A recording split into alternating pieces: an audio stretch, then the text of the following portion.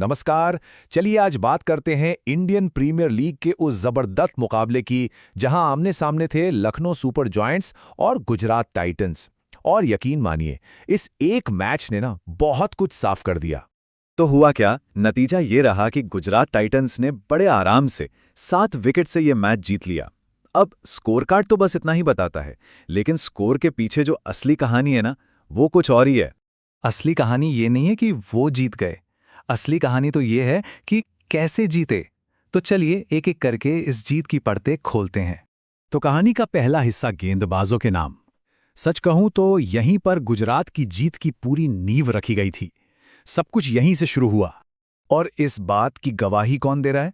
खुद गुजरात के कप्तान शुभमन गिल। उनके शब्दों पर जरा गौर कीजिए।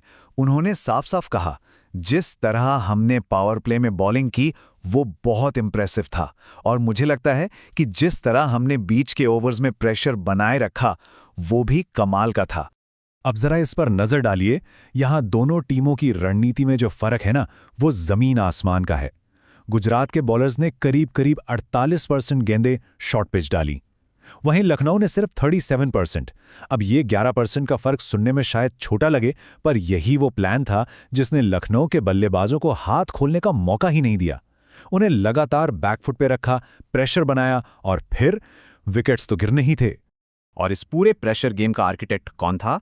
प्लेयर ऑफ द मैच प्रसिद्ध कृष्णा। लेकिन कमाल की बात देखिए, कृष्णा की विनम्रता। उन्होंने पूरा क्रेडिट टीम को दे दिया। बोले, मैं तो बस इस प्रेशर का फायदा उठा रहा हूं जो हमारे दूसरे बॉलर्स ने दूसरे छोर से बनाया है। यही तो दिखाता है कि गुजरात एक टीम, एक यूनिट की तरह खेल रही थी। तो गेंदबाजों ने तो अपना काम बखूबी कर दिया था। अब बारी थी बल्लेबाजों की, और भाई उन्होंने भी इस मौके को बिल्कुल हाथ से जाने नहीं दिया। इस चेस की पूरी कहानी को अगर एक नंबर में समेटना हो तो वो नंबर है 84। शुभमन गिल और जॉस बटलर के बीच 84 रनों की वो पार्टनरशिप जिसने लखनऊ की वापसी के सारे दरवाजे ही बंद कर दिए। और ये पारी खास तौर पर जोस बटलर के लिए एक ताज़ी हवा के झोंके की तरह थी। वो पिछले कुछ टाइम से फॉर्म के लिए स्ट्रगल कर रहे थे। उन्होंने खुद माना, साफे पिछले कुछ महीने मेरे लिए अच्छे नहीं गए, तो ऐसे में फॉर्म में वापस आना और टीम की जीत में अपना रोल निभाना बहुत अच्छा लग रहा है।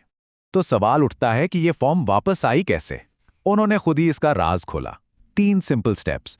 पहला, गेम से थोड़ा स्पेस लिया, थोड़ा सोचा। दूसरा, बिल्कुल बेसिक्स पर फोकस किया, अपनी टेक्निक को ठीक किया।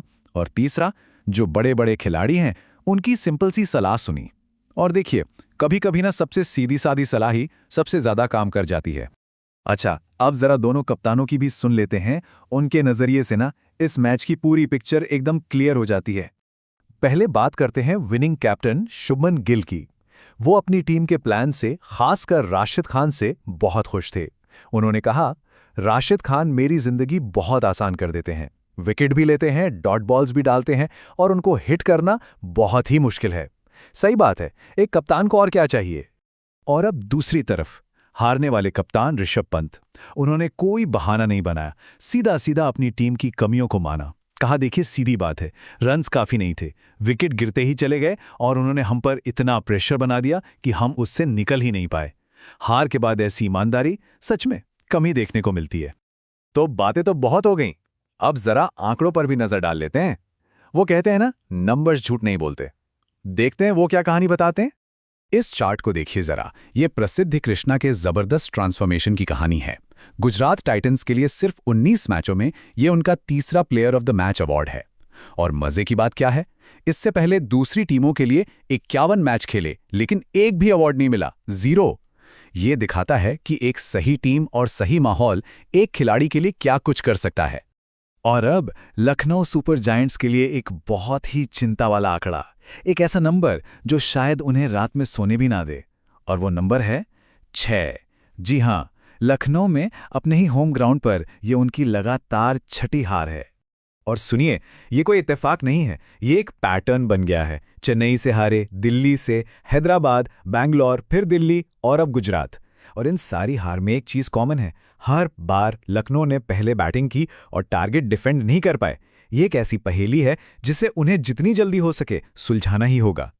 तो एक तरफ गुजरात के सितारे बुलंदियों पर हैं और दूसरी तरफ लखनऊ अपने ही घर में जूझ रहा है। तो सवाल ये उठता है कि ये एक मैच बाकी सीजन के लिए क्या इशारा कर रहा है। ये एक ऐसा सवाल है जो अब हर क्रिकेट फैन के दिमाग में जरूर घूम रहा होगा।